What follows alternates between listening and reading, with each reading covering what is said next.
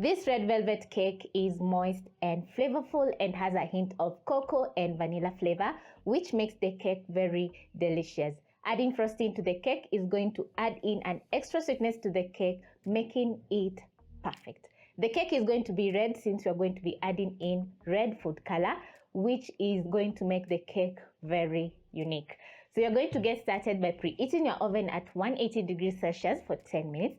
Then you're going to line your baking tins with parchment paper, and also you're going to spray the tin so that the cake don't stick. I'm going to be using two 9-inch pans to make this red velvet cake. If you don't have the 9-inch pan, you can simply use the 8-inch pan or a kg tin for making cake.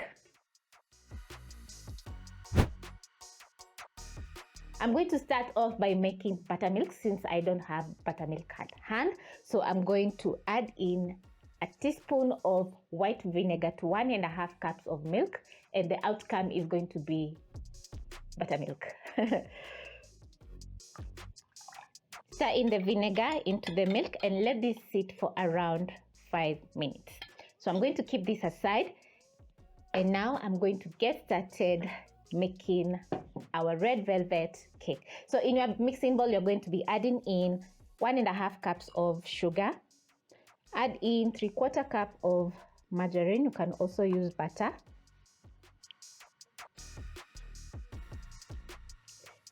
Using a hand mixer, you're going to whip up the sugar and margarine until combined.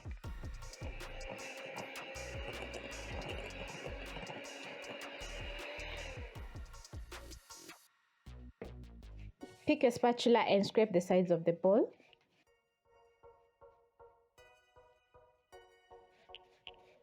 Then next, you're going to add in a 1/3 cup of neutral vegetable oil and crack in 2 eggs.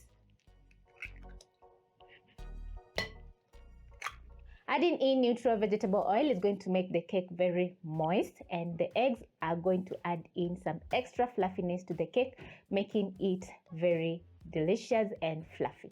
On high speed, you're going to use your hand mixer and whip up the eggs together with the margarine and sugar until very light and fluffy.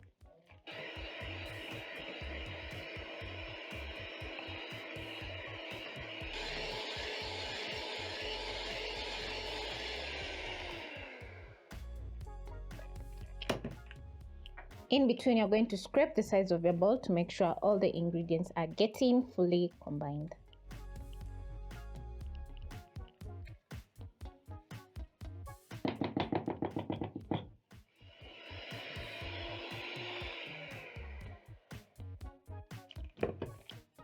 When everything is looking light and fluffy, you're going to proceed by adding in some flavoring to our cakes. So I'm going to be adding in a teaspoon of vanilla essence, which is going to make the kitchen smell so awesome. Then I'm going to be adding in red velvet food color. This is the liquid one. So I'm going to add in a teaspoon of the red velvet food color. Mix in your vanilla and red food color into the batter.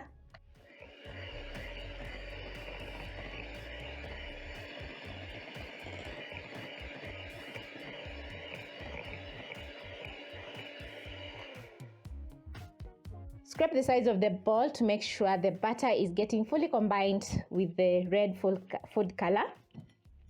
Then next, I'm going to be adding in my dry ingredients. Over here, I have salt. The salt is going to neutralize the sugar a little bit.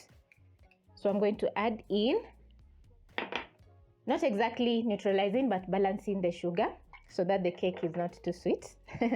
And also I'm going to be adding in a teaspoon of baking powder, baking soda. Both baking powder and baking soda are going to help the cake rise while baking in the oven. Then next, I'm going to add in a tablespoon of cocoa powder, which is going to add in a hint of chocolate flavor to the red velvet cake.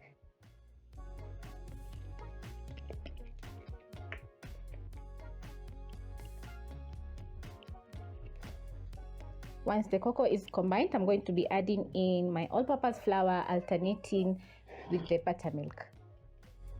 So I'm going to add in half of the flour.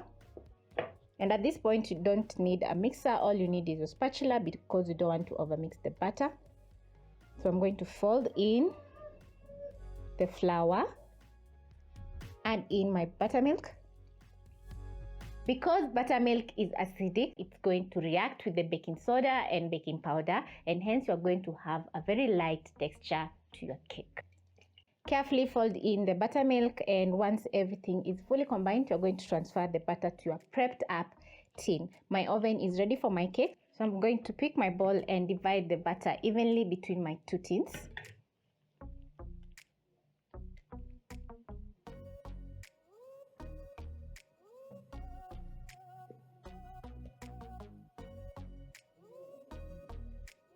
Whenever you're adding butter into your baking tins, always make sure that the butter is halfway, because if it's past halfway, it's going to spill while baking in the oven.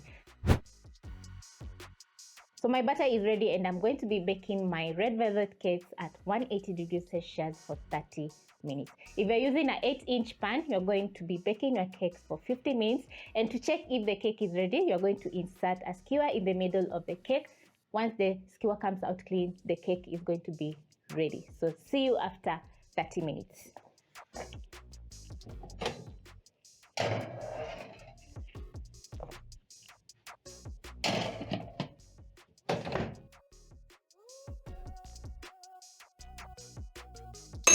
My cakes are ready, so I'm going to check if the cakes are ready by inserting a skewer in the middle of the cake.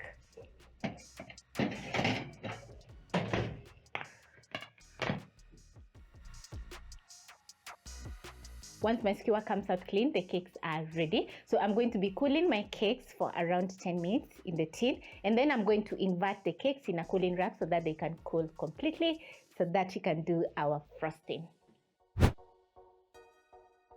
My cakes have already cooled and they're looking awesome, and they're soft and fluffy. Trust me, you have to try out this recipe. So now it's time to make my frosting, which is going to take a couple of minutes. So in a mixing bowl, you're going to add in 1 cup of whipping cream. Although the whipping cream is already sweetened, I'm going to be adding in 2 tablespoons of icing sugar to add a little bit more sweetness to our cake. But the icing sugar is quite optional. So I'm going to add in my icing sugar, and then to add in some flavor, I'm going to be adding in a teaspoon of vanilla essence. Using your hand mixer, you're going to whip up your whipping cream until soft peaks.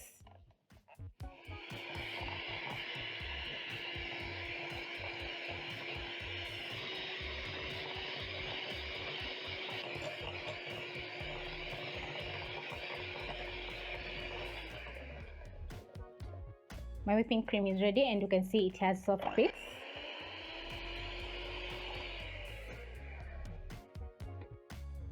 I'm going to place my hand mixer aside, and using a spatula, I'm going to fluff up my whipping cream.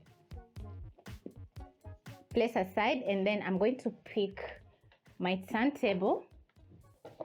I'm going to scoop out the frosting, and using a palette knife, I'm going to evenly distribute the whipping cream on the cake. Make sure to spread the whipping cream on the edges of the cake, just like that, and flatten up your whipping cream. Scoop out the excess. Place the next cake layer and make sure it's aligned with the bottom one, and then you're going to add in some more whipping cream on top. This is going to be a very simple cake decor. So I'm going to evenly distribute the whipping cream on top, and I'm already salivating because the cake is super moist and fluffy. Flatten up the top parts of the cake, removing the excess whipping cream. The remaining whipping cream I'm going to put on the sides and level up using my palette knife.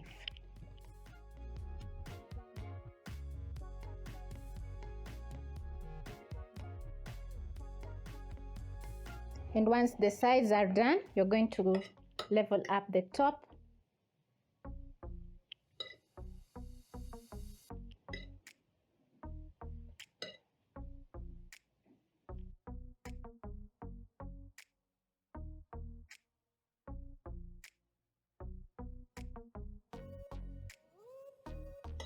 And once the top is looking perfect, your cake is ready. So you're going to refrigerate your cake for around 30 minutes before serving, and it's going to chill and it will get easier for you to slice into the cake.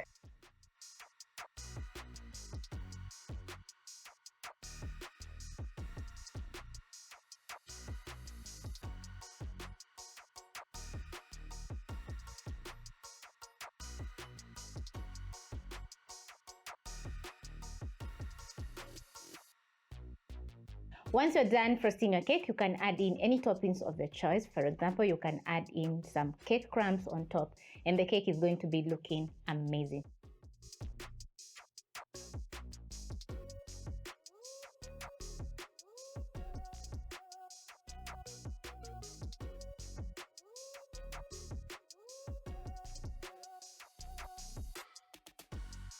The cake has a hint of cocoa and vanilla flavor, and also has a hint of tanginess since we added in vinegar to the cake. So the cake is perfect, it's looking delicious, and I'm going to be slicing to show you how the cake is looking on the inside.